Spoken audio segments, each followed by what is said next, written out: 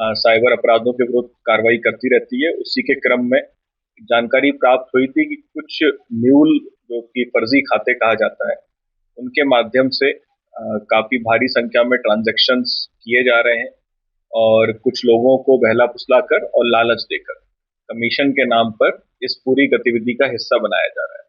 जब इसकी गहनता से जांच की गई तब ये ज्ञात हुआ कि एक टेलीग्राम, जो कि एक मैसेजिंग ऐप है, उस पर एक क्राउन पे नामक कंपनी है।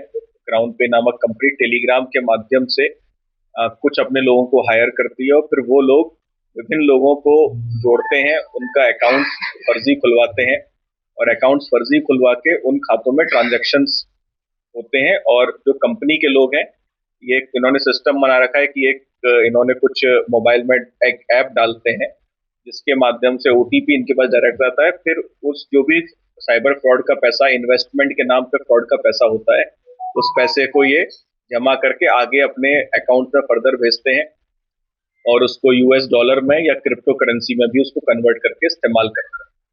तो इसमें जब हम लोगों ने गहनता से कार्रवाई करी तो इसमें 3 लोगों को अभी तक गिरफ्तार किया गया है और इसमें काफी भारी संख्या में हमें चीजें इसमें पता चली हैं। इसके संबंध में साइबर क्राइम थाना जो हमारा पुलिस लाइन में स्थापित है, उसमें ये मुकदमे पंजीकृत किया गया है और इसमें काफी भारी संख्या में इन समय चीजें प्राप्त हुई हैं, जिसमें कि इनके पास से सिम कार्ड्स मिले हैं बहुत सारे, 19 एटीएम कार्ड्स भी बहुत सारे मिले हैं, विभिन्न बैंकों के पासबुक्स हैं, मोबाइल फोन्स हैं, जीएसटी और एमएसएमई संबंधित कागजात है, क्योंकि ये कंपनी जो इन्होंने बनाई थी वो एक फर्जी तरीके से इन्होंने क्रिएट की थी। तो ये काफी अच्छी इसमें कार्रवाई की है। 3 अभियुक्त गिरफ्तार हुए हैं, ऋषिराज, रोहन और सचिन। ये सभी अच्छे पढ़े लिखे हैं और टेक्निकल नॉलेज भी इनको सभी को अच्छी खासी है। इस कारण से, क्योंकि एक इसमें से डीआरडीओ दिल्ली में काम करता था, दूसरे एक एमएससी किया हुआ है और एक अपना इसमें डिप्लोमा इंजीनियरिंग भी किया हुआ है, तो ये इनके द्वारा लगातार गतिविधियां की जा रही हैं। अभी इसमें हमने अभी तक जो चीजें ज्ञात हुई हैं, इसमें 75 से अधिक मामले अभी तक लगभग 25 राज्यों के इन जो अकाउंट्स और मोबाइल नंबर हमें इनके पास से मिले हैं उनसे कनेक्ट हुए हैं। तो उससे समझा जा सकता है कि कितना बड़े स्तर पर ये पूरा स्कैम चल रहा था। और इसमें 67 करोड़ की धनराशि अब तक इन सभी जो भी 75 मामले में पता चले हैं, 67 करोड़ की धनराशि का इसमें घोटाला इनके द्वारा किया गया है, साइबर फ्रॉड किया गया है। और ये जो हमारे यहाँ के जो लोग थे, इनके द्वारा भी लगभग 2.5 से 3 करोड़ का अभी तक फ्रॉड किया गया है। इसको भी हम लोग और कनेक्ट कर रहे हैं और बहुत ही जल्दी, और इसमें मुझे लग रहा है भारी संख्या में, अब तक हम लगभग 67 करोड़ तक पहुंचे हैं।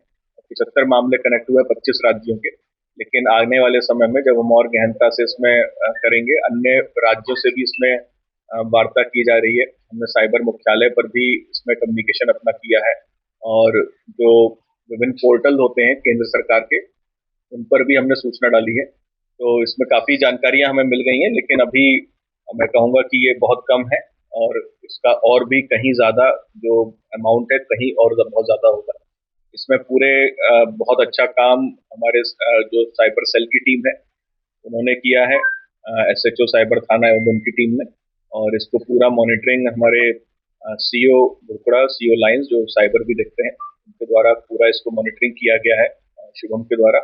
और बहुत ही अच्छी कार्रवाई है ताकि साइबर अपराधों पर अंकुश लगा सके और आने वाले समय में इस केस को भी और अन्य केसों को भी हम इसी तरह से वर्कआउट करते रहें।